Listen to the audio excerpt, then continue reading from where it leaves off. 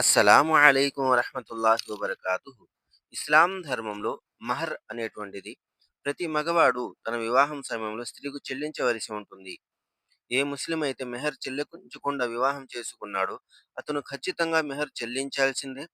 అతను మరణిస్తే అతని ఆస్తిలో నుండి ముందు మెహర్ చెల్లించటం జరుగుతుంది. ఆ తర్వాత ఆస్తి హక్కులో భార్యకు వాటా ఇవ్వటం జరుగుతుంది. కాబట్టి ఈ మెహర్ ఖురాన్ యొక్క ఆజ్ఞ.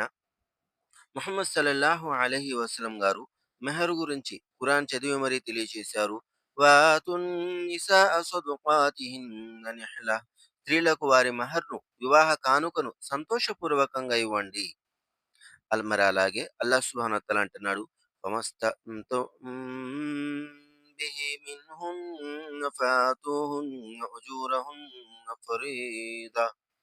స్త్రీలకు మెహర్ని వారి హక్కుగా చెల్లించండి.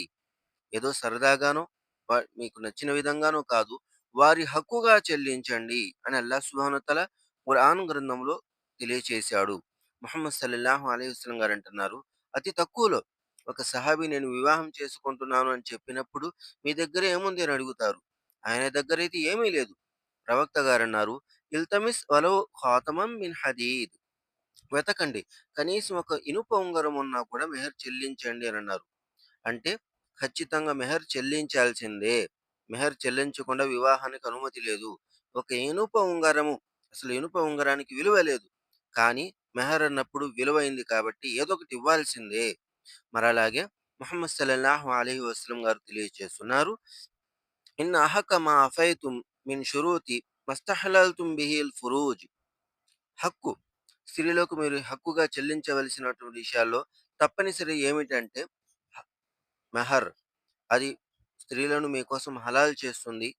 అంగీకరించబడిన షరతే ఈ మెహర్ అని ముహమ్మద్ సల్లల్లాహు అలైహి వసల్లం గారు అన్నారు. కాబట్టి ఇస్లాం ధర్మంలో చెప్పబడినటువంటి ఈ మెహర్ని పురుషులు మాత్రమే ఇవ్వాలి.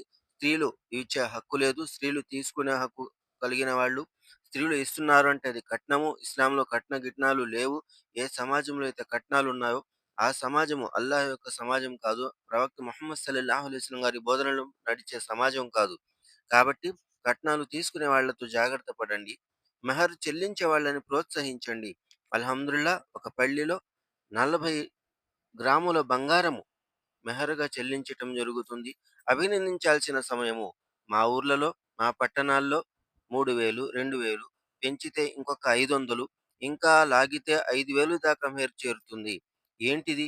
చెనక్కాయల, కూరగాయల మహర్. అల్లాహ్ నిర్ధారించినటువంటి మహర్ ఎంతో ఎక్కువ ఇవ్వాల్సింది పోయి, లేదా తమ స్థాయిని బట్టి ఇవ్వాల్సింది పోయి 2, 3,000, 5,000 ఇంకా ఇక్కడే ఉన్నాము.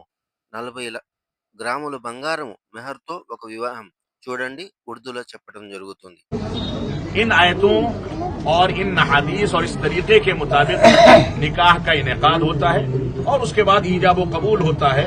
तो ईजाब कबूल के लिए मैं पहले वसीम अकरम बिन अब्दुल मजीद सल्लमहुल्लाह को नसीम खान साहब की बेटी इमराना बिनते नसीम खान 40 ग्राम सोने के जेवरात के एवज दोनों गवाहों और पूरी मजलिस की मौजूदगी में बच्ची के वली यानी उसके वालिद की इजाजत से आपके अख्द में देता हूं। क्या आप कबूल करते हैं?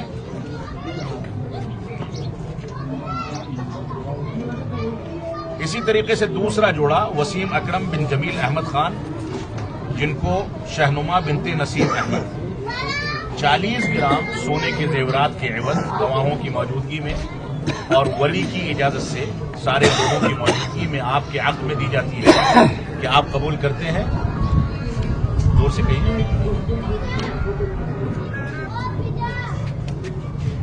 अल्लाह रब्बुल आलमीन से दुआ करें कि अल्लाह रब्बुल आलमीन इस जोड़े को बाबरकत बनाए और हम सबको इस्लामी तालीमात की जानिब रुजू करने, इस्लामी तालीमात पर अमल पैरा होने की तौफीक अता फरमाए।